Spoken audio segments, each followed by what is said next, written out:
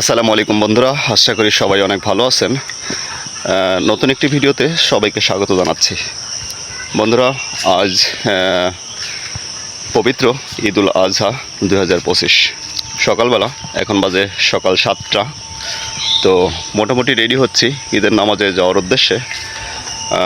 তার আগে ভাবলাম আপনাদের সাথে একটু কথা বলি, আপনাদেরকে ঈদের শুভেচ্ছা জানাই।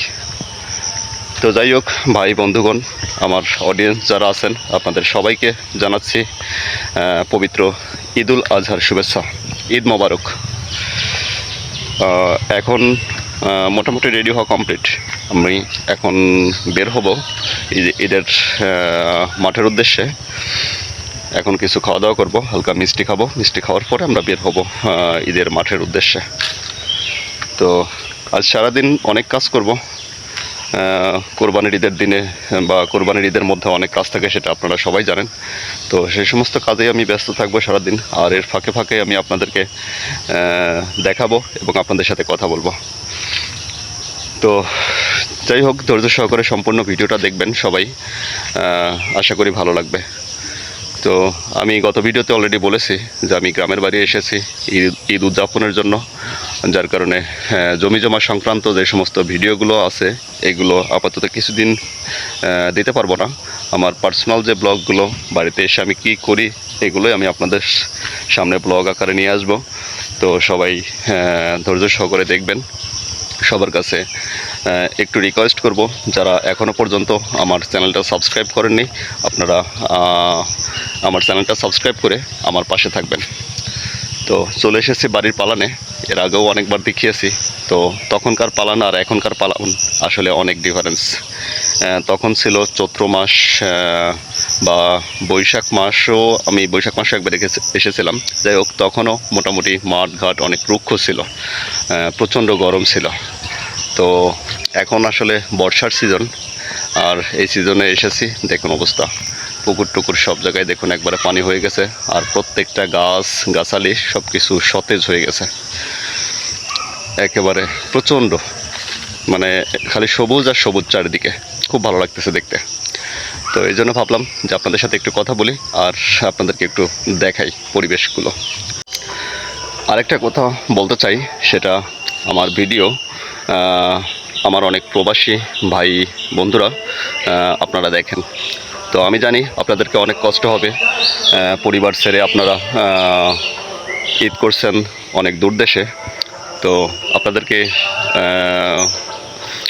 অনেক অন্তঃস্থল থেকে জানাই ঈদের শুভেচ্ছা, ঈদ মোবারক। তো পরিবারের রুটি রোজগারের জন্যই আপনারা দূর দেশে থাকেন, বাংলাদেশে বয়ে আনেন রেমিটেন্স, বাংলাদেশের রেমিটেন্স যোদ্ধা হিসাবে কাজ করেন। আপনাদের প্রতি আমরা সব সময় কৃতজ্ঞ। তো আমি আশা করি বা আশা করব আপনারা খুবই আনন্দের সাথে ঈদ করবেন। আমরা বের হলাম ঈদের নামাজের উদ্দেশ্যে।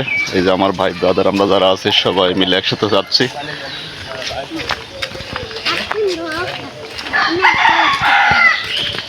তো ঈদগাহটা আসলে বেশি দূর না আমাদের বাড়ি থেকে, অল্প একটু সময় লাগে যেতে।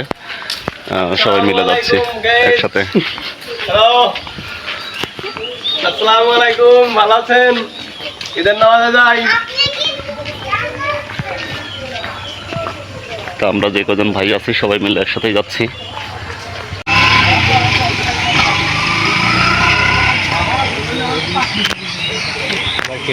ভালো না?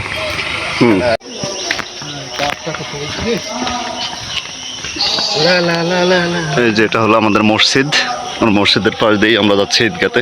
ঈদগাটা একটু ভিতরের দিকে, যার কারণে আমাদের এরকম পথ দিয়ে যেতে হচ্ছে।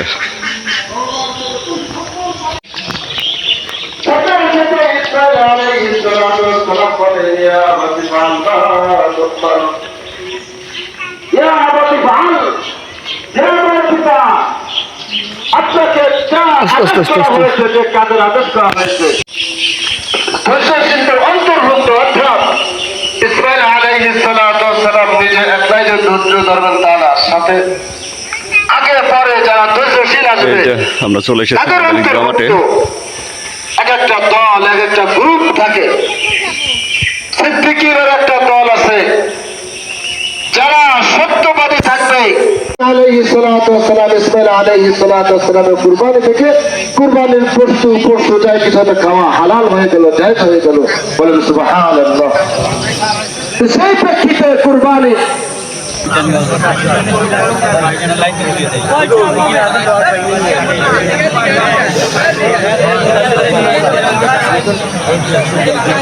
অনেক চাকরিজীবী আছেন, তাদের কাছে অনুরোধ করতেছি আপনারা একটু বেশি বেশি দিয়ে মসজিদে বেতনের ব্যবস্থা করে দেন।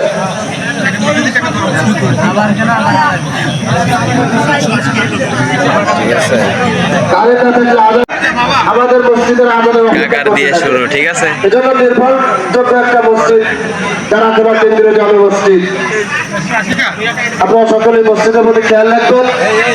এটা অ্যাক্সিডেন্ট হয়েছে, পরবর্তী যেন না হয় এদিকে ইনশাল্লাহ খেয়াল রাখা হবে।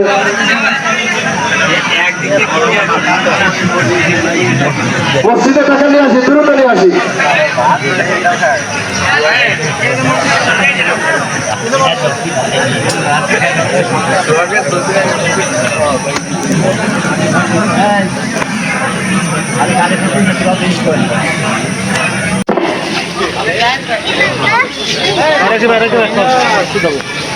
হ্যাঁ, তো বন্ধুরা আমরা ঈদের নামাজ শেষ করলাম, এখন যাচ্ছি বাড়ির দিকে।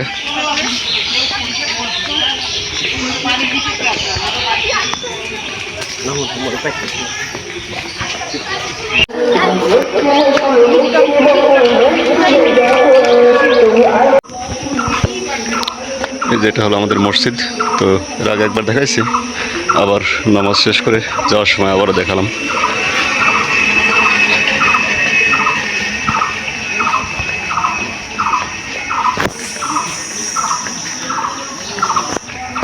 তো বন্ধুরা সারাটা দিন অনেক ব্যস্ত ছিলাম, এখন 3টার বেশি বাজে।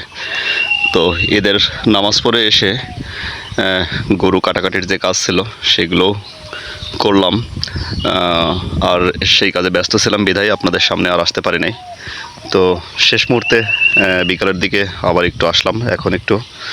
তো দেখুন মাঠের পরিবেশ দেখুন, কিছুদিন আগেও যে ভিডিও দিয়েছিলাম এই মাঠে, তখন কিন্তু পুরো মাঠ শুধু সম্পূর্ণটাই পেঁয়াজ উঠানোর পরে একেবারে ফাঁকা ছিল।